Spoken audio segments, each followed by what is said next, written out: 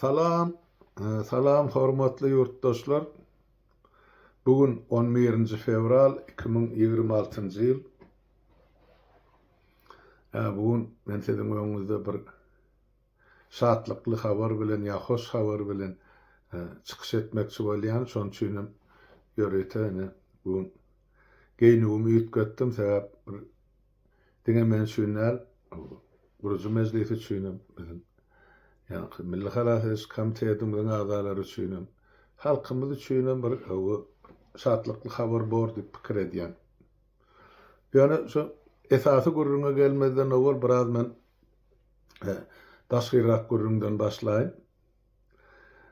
Bilşimiz ýaly men şol Türkmenistanda işläp gaýdan döwrümde Türkmenistanyň ýazyjylar saýuzy diýär-de, saýuz diýmek birleşik ýa guramasy. Şo taýda 300 tany ýazyjy we şahyr bar.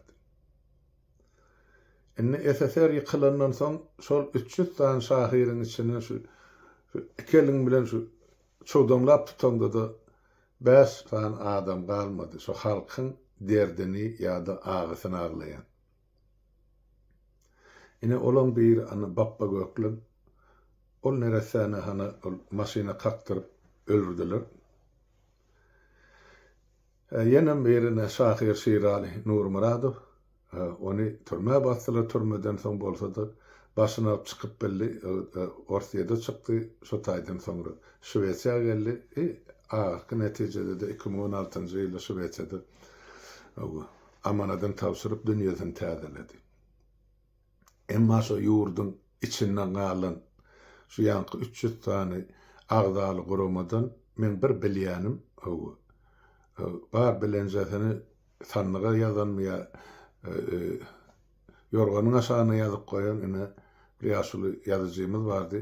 Türkiş Jumagelliýew diýip ol ýaşly asly marly bolmaly men bilşime görä. Ýöne şeýle diktatora boyun eğmedi, niýasyň öňünde diýdi çökmedi. Halkyň öňüne çykyp onu maktanýary ýok diýip hasap edýän. Ýöne näme ýazan bolsa kitaplary iki bardyr. Belki okansyňyz, ente çap edilmeden okarsyňyz. Ýöne men aýdymda şol Türkmen halkynyň derdini, durmuşyny, agysyny aglan şahyrlaryň içinde men döwürdeşim hem gatnaşanyň du demek bolan ýoldaşlarym birine Şahyr Şirali Nurmuradov. Bappa Göklüňem men üçin del adam däl, onuň tanıyan ol men owadaşym. Ol gyzlar batly ýigit, 3-4 gezek satışdyk Aşgabatda. Ol şu agdy birligiň iň aktiv agzalarynyň biridi. Emma şol duşuklaryna gatnaýardy, agdy birligiň mitinglerine de. Ýöne onu resan ömrü gysa boldy, çeýnejek çöpi gysa. Muny ýöreýte hökümet maşyna kaktyryp öldürdiler. Trotuardan gelýän ýigidi ýoldan çykaryp gelip maşyna sysyrdylar. Diýjek bolýan zadym bir Türkmen halky öz ýanky şahyrlaryny ýa şahyryýet dünýäsini bilýän, fiýleýän, hormatlaýan, nesilden nesile geçirýän sözlerden, şagyrlardan ibaret taryhymyz bar. Aýdaly watançylyk meselesine, durmuş meselesine bizim beýik Maktumoly Pragymyz ýa-da watançylyk meselesine serkerde Seýitnazar Seýidi üç aleminiň şahsy ýa padşahsy Şahyr Molla Nepes. Garaz şular hemmejigi öz wagtyny ýaşap ötüp geçerler. Şorta sözden kemine var, Mehmet Veli Kemine. Garaz agzasak şol geçen bizden gör bak 200-300 ýyl ozal ýaşap geçen adamlaryň ady halkymyzyň kalbyna ýaşap dur. Sebäp olaryň ýazan şygyryýaty ýa-da olaryň ýazan destanlary nesilden nesile agzdan agza, dilden dile geçip gelen. Türkmenle ýazyw bolmansyn. Şol SSR döwründe de olaryň ýanky dini goşgulary ýa bir şular ýaly adaletliga çagyrýan ýa biadaletliga tankyd edýän goşgularyny aýryp şol bir umumyrak goşgular çap edildi. Şoň üçin biziň halkymyz kän olaňam dörejizlik durmuşy bilen tanışdy. Ine eser yıkıllı boli, so taýda yıkıljak döwri, täze durmuşy isläp, öz sözümi şuny söz bilen aýtsak, täze türkmeni isläp, ýanky halkyny wasp eden kemçilikleri ýygyna garanjaklaman diktatorlaryň ýa emellerlaryň ýüzüne bazardadyp basan ine İhsan Şahir. Men bilýänim, men tanýanym, men hormatlap sylaýan. Bappa Göklen bilen Şahir Şirali Nurmurad. Bappa Göklen'e şeýdip öldürdiler. Şirali Şahirim şol Niyaz ölenden soň 2006-njy ýylyň dekabryndan soň men sebäplerini bilemek ýöne ýeke goşgam ýazmady. Şo taýda diktatorly men hökümeti tanqid edere entek men elimde esasy ýok diýip ýazmadygym bolsa bilemek. Ýöne şol 2006-njy ýyl 7-nji ýylyň başyndan 16-njy ýylyň ahyryna çelli 10 ýyllap Şahir Şirali hökümetiň garşysyna ýa emellerlerin garşysyna ýazan goşgulary ýok. Ýöne şol köňeki goşgulary bar. Ondan onu aýtmak gerek. Ştaýda şol görýänsiňiz ekranda bir ýerde şol öz öýüne däli o diwanyň üstünde oturup goşgularyny okady. Şol ilkinji gedip Şahir Şiraliň ekranyň öňüne çykyp okan goşgulary. Şol ýazgyny men geçirdim. Ştaýda Şweýçede öz ýanky video kameramy alyp. Ondan şol ýazga düşen goşgulary ýanky maşgalasy bardy görgüli Marat. Aýtdy hal Murat diýdi şu güne çelli diýdi. Şiraliň goşgusy hiç ýerde video görnüşine çykana sen şunu bize ber uğrat ondan biz kopya alalım sana ýygyna uğradarsyk diýdi. Ben berip goýberdim ýöne maral görgüliňim ömrü gysga boldy şol gidenden soň 4-5 aýyň dowamynda dünýäsini täzeledi. Ondan o kasetede galy şo garşyna Şirali. Ýöne şol ilkinji Şahir Şiraliň ekranyň öňüne oturdup şo diwanyna oturan ýer öýünne kitler şonu surat alan men goý halka ýadygarlyk bolsun diýip. Ýöne ondan öňüm Şahir Şiraliň goşgularyny bir kiçijek formatda ýani jugu formatyna şolar ýaly 94-nji ýylda 1994-nji ýylda Türkmenistan fondu ady bilen ol fonduň başlygy şo döwür awdykulydy. Şoň ady bilen bir näçe goşgusyny ýerleşdirip Şahir Şiraliň onu goltukçy formatyna çykardyk. Kän goşgular sany al. Ýöne ol şu kitapçy onkun belki badyr 5-10 sany bolmasa olam ýokdur. Ene bir menne näme goltukçy formatyna çykardyk. Sebäp şonu goltukçy ýöne salýan muň belirýän ýeri ýok. Men şu penjek geýdim. Ondan islesen otlyda poýdyň üstüne oku, isle awtobusda oku, islesen samolyotda oku, islesen toýda tomukda oku çykardy goltuňdan, islesen sadaka ýerine oku, adamlaryň ýüşen ýerine oku, ol öz işi görnýän ýerim ýok, belirýän ýerim ýok. Şunu şu formatda çykardyk. Ondan beter galyň bolmasyn diýip 10-15 goşgusyny şeýle salynýar. Ine şo ilkinji gezek Şahir Şiraliň kitapçasyny Moskwada çykarly. İkincisi 1996-njy ýylda Ştaýda Şweýçede onuň çykardyk. Ýanky Polat Ahun men ondan Murad Esen barmydy. Galy 3 adam bol şunu öz pulumyza çykardyk.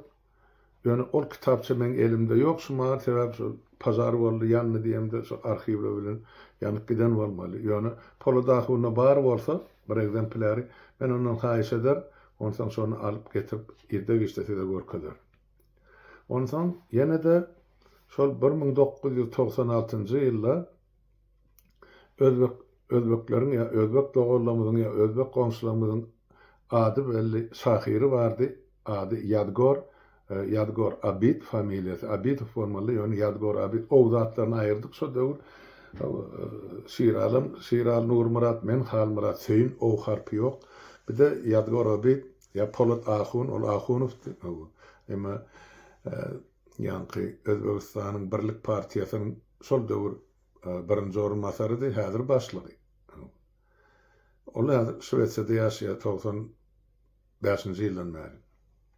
Ine şol Polat Ahun bilen beleleşip ene şu Yadgor Eka diýse ýaşyl bolurdyň. Yadgor Ekanyň Goşgular kitabyny çykardyk.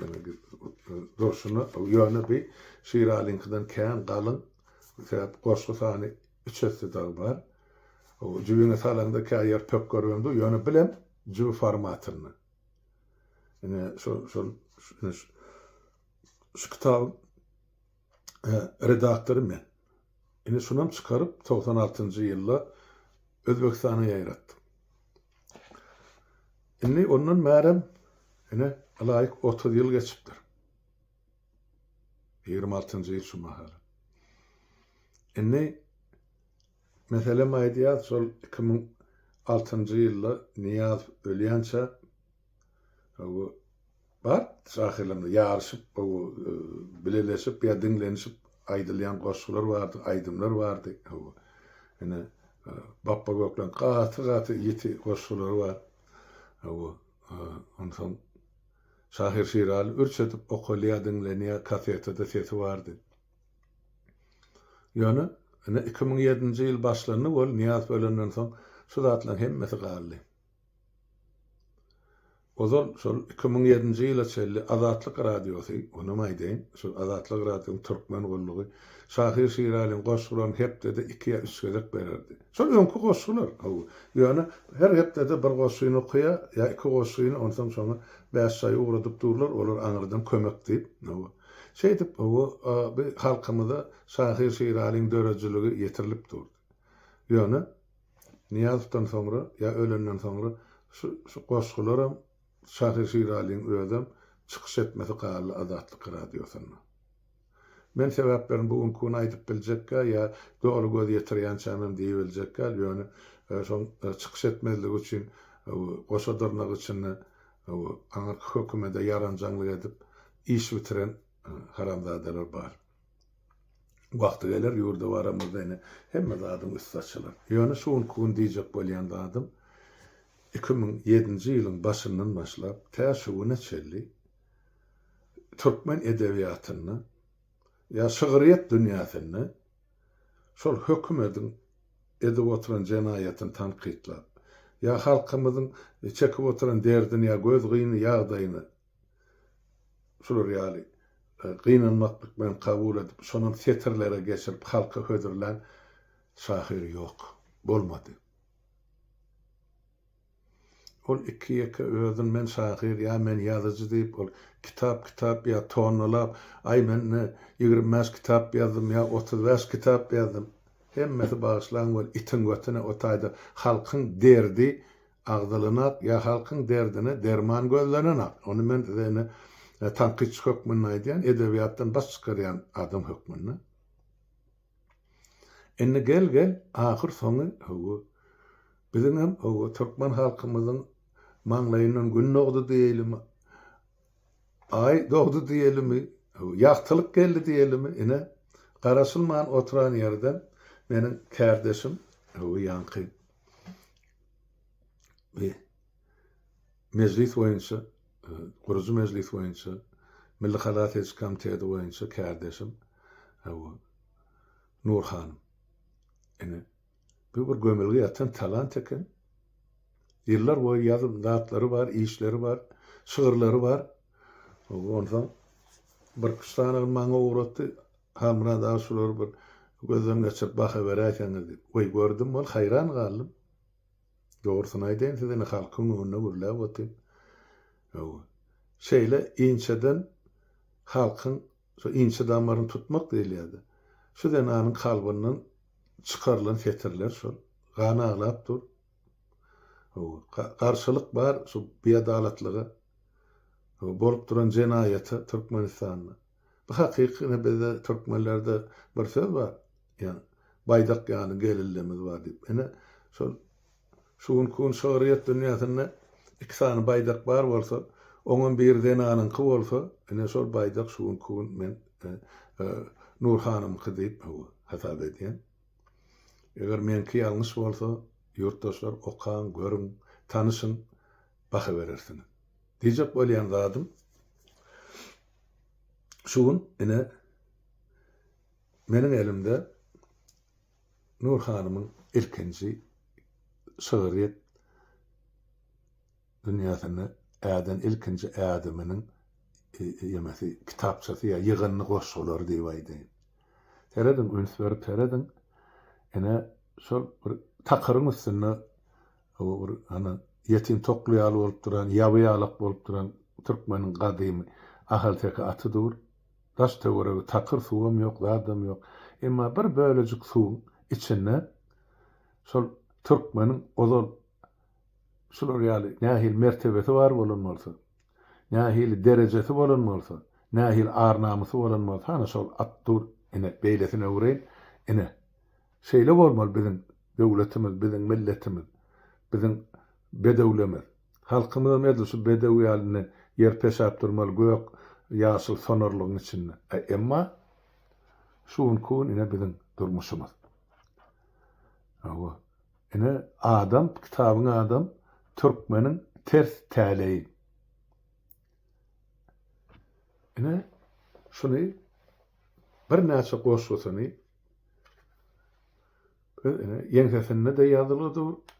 Ana okap görersiňiz, satyn alsaňyz hemmesi zat ýazylydyr. İçindäki goşgularym häzir açyk berkedim, başlan bir minut. Ene şu birinji sahypasy ene şu taýda da Nur hanymyň suraty bilen ondan soň kimdigi bardyr gyýsaçyk terjime haly men ýazyp berdim.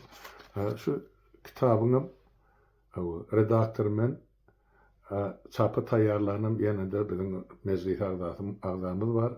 Ady ýazylydyr, görersiňiz. Ene şu umumy tagalla bilen ene şu kitap çykdy, ene ýalyrapdyr. Men bilýän zadym, ýurtdaşlar, begencimiň çägi ýok, onu maýdyn. Näme? Şol şöhret dünýäsinde bizde türkmenlerde naýbasy şahir şol dälhanada gynalyp öldürilen Anna Sultan Kekilowa bar.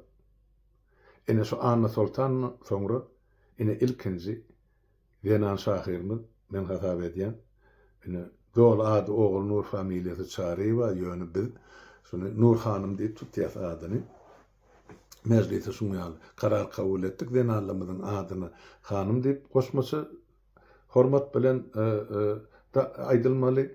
Ýigitlerimiň adyna da ber diýip goşmasy atda kylýa şular ýaly goşmasy berilýär. Kadym türkmenlerde ýigitler venalaryny ýa venalary hanym diýip bilýärler keldi. Venalaryň ýigitleri beg ýa begim diýip bilýärler keldi. Şoň üçin biz kadymky türkmen ýolumyzy, türkmen däwimizde dolanmagyň ilkinji adymlary diýip hasap edildi. Şonuň mezlise şular ýaly karar kabul edildi. Şoň üçin oğul Nur hanym adyny Nur hanym diýip tutsaňyz men üçin Ulukan Bağat diýip hasap edýän idi. Şondan bäri biziň adyny öz aramyzda mezlise Nur hanym diýip tutýar. Halkam ýuwaş-ýuwaşdan öwrenir. Ene şu gün ene Anna Sultan Kekilowadan soňra halkymyzyň ilkinji naýbasy şahir diýip hasap edýän Nur hanym. Belki bu men subyektiv pikirimdir. Öz içki dünýäm ýa görýän zatym. Elbette meni okanızdan soň, görenizden soň, bilenizden soň öz pikirinizi ýazarsyňyz. Kim meni şular ýaly mutlak ýazar, kim meni tanqid edip ýazar, ol her bir adamyň öz işi, haky, hukugy, ýöne şoň içinde ýazylan goşgularyň her bir setiri halkymyzyň düşen gününi öz kalbyna gaýnadyp şuny setirlere geçiren adam. Gan bilen ýazylanan bolsa, gözi ýaş bilen ýazylanan bolsa, men şu setirlerde şonu gördüm. Şoň üçin şu kitapçany siziň dikkatyňyza hötürleýär ýurtdaşlar. Näme bar şoň içinde? Alyp okarsyň, men hemmejini aýdyp otursam, onu kitaby size satyn almagam gerek.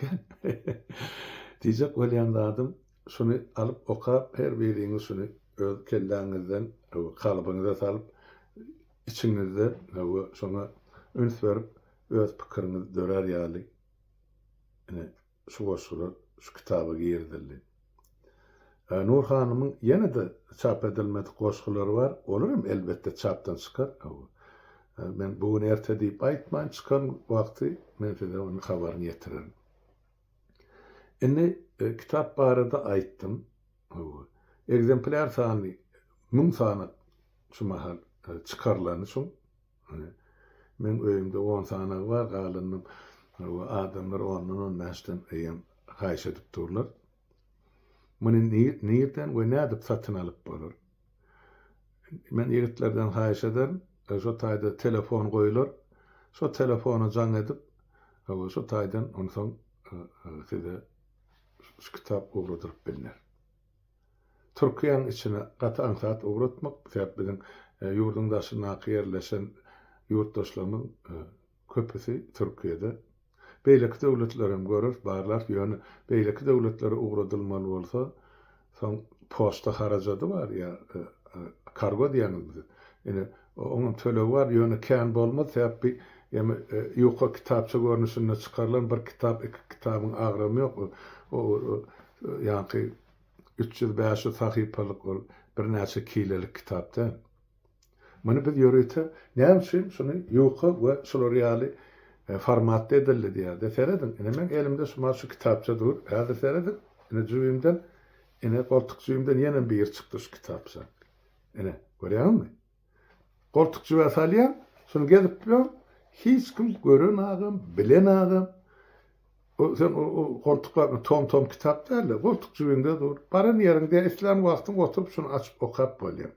Ondan sahypa sany kän bolsa, soň şu gaňrylyp, ýemrilip, tersine öwrülip dursa soň sahypalar uçmagy mümkin. Şoň üçin bir sahypa sanyny az etdik.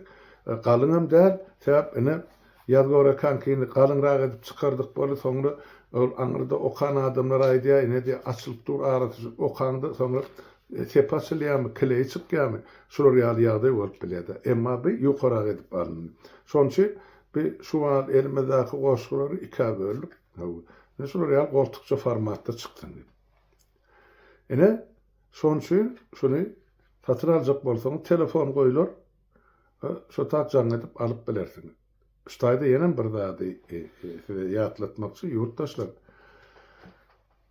Şu kitabın ya şu kitapdan gelecek girdiğin bir bölügi men taýda prosentten aýdyp durmaýyn, o gelşiksiz bar. Ýöne şol biziň ýanky hadinamyz bar dörede. Türkmenistanyň täze Türkmenistanyň hadinasy. Şo ta gönderiljekdir. Hadinada nira harj ediljek, özel bir aýtdyk. Romamyzyň öz içki işini, ýurdun içinde alyp barýan işimizi şol sanyny maýtma türkleri ýakime bolsun, ýa özümiziň saýtlarymyza şo zatlary harj ediljek. Şoň üçin biz halkdan, men öz pikirim ol, halkdan elimi serip dadu bidat bize kömek edin, pulumuz ýok diýmäge men ymsagym satanak, ýöne şular ýaly goşyny, şular ýaly kitaby halka hödürläp, halkam şunu alyp okap şundan lezzet alsyn, hem de diňe kitap almak bilen ol ýeterlik däl, diýmek şun kapdaly bilen şu kitaby satyn alynan pulunyň içinde Türkmenistanyň gelejeginiň hazinasyny halkymyzyň goşandy bar diýip hasap edilmeli. Ene şoň üçin şu kitapçany biz satyp diýip goýduk. Jaň edersiňiz, telefon bar, goýular, ene şu çykyşyň aşagyny görüň, okan gerek bolsa jaň edinde, ene Türkiýanyň içinde ýanky bir ugratmak bahady gaty arzan bar.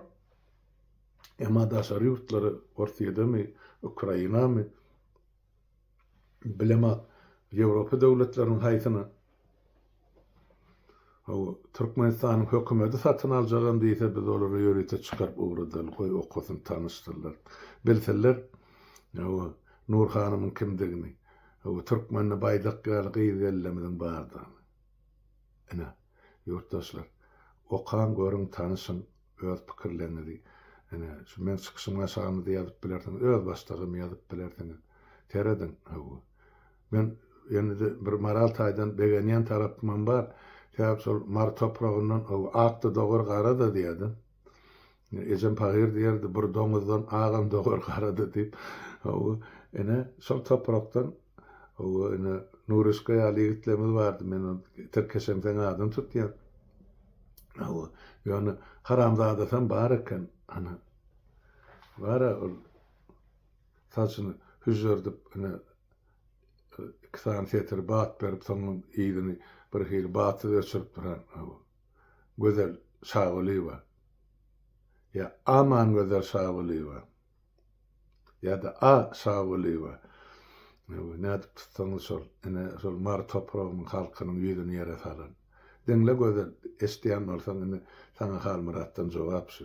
Şunça ýyllap sen başta o bir ganimet ýalykdyň, o halkyň arkasyna durjak ýalykdyň ýöne gidip niýasyň öňüne boýnuny ýakdyň, o egdiň şol prezidentin zynjyr diýilen Hamudy sen boýnuňa dakdy. O senem onu niýasy öp başladyň. Näme üçin? Sebäp sen şol Lomay Teriýek söwdasy ne diýen eken? Täjikistanyň getirip Türkmenistana satýan eken. Onu mana niýasy elinden tutandan soň sen oňa hyzmata geçdiň. Ona maýdaýyn şuň gözel. Bilip koy, bu zatlar bağışlanacak däl. O ýöne sen ölme, ýaşa, şo täze Türkmenistan gurulýança bilen barýança.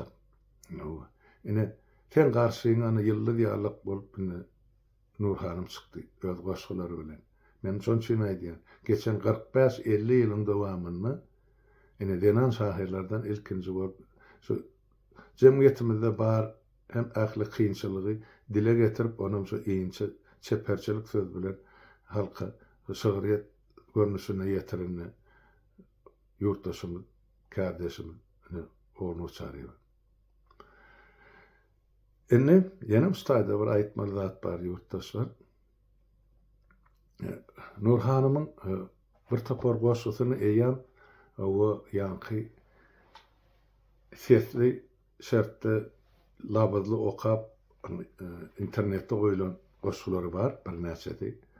Ýöne şu goşgulary eýän aýdyma öwrüp saz düzüp ýa saz goşup ene muny aýdym edip aýdyrylýan formatlarym bar. Ene şu goşgular bir aýdyma öwrülen goşguny häzir oglanlardan haýsady ene şu çykyşynyň soňuna goýdurlar. Onu bir 4 minutlyk goşgy aýdyma öwrülen dinlen ýurtdaşlar lezzet alyp soňra da şol saýtda goýuljak. O telefonu zan edinde kim näme goşup biljek bolsa o ak görekdim. Siz oğradarsyň kabul etmegen biz bilen. Sag bolun, saglykda görüşelim. O ene şu hoş habary size ýetireýin diýdim. Hem mäňiziň öýünde saglyk ýurtdaşlar häzir bolsa şu aýdym dinlendi lezzet alyn. O dostlara begener düşmanyna içýäner diýişýär. Her kişi täsirini ýetirir. Ýöne bipark galjak adam ýokdur. Şu goşgular okap. Saglykda görüşelim. Endiki duşuklarymyza şeýle sag oturyň ýurtdaşlar.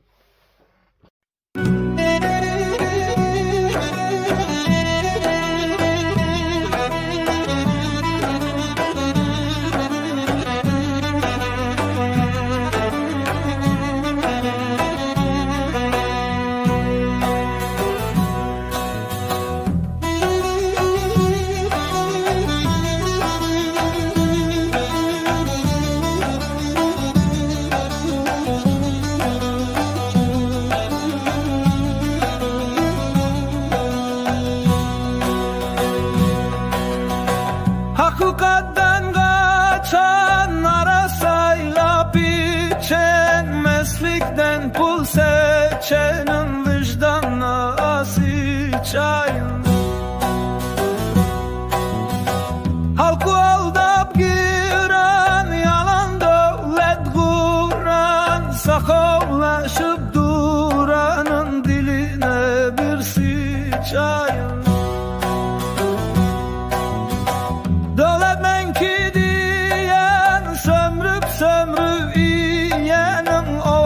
Kastım geyenin kostuyuna sıçayın.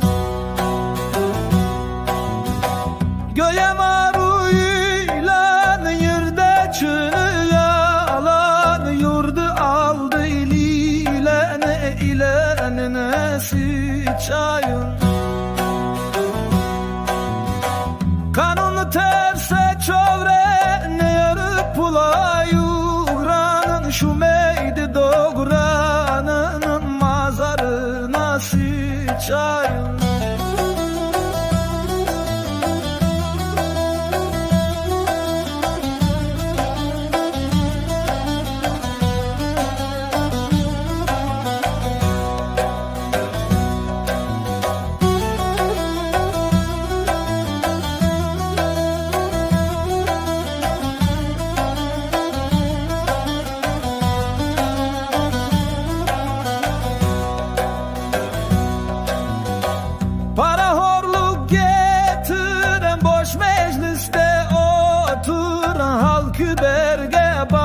batıran boş kellene sıçayım.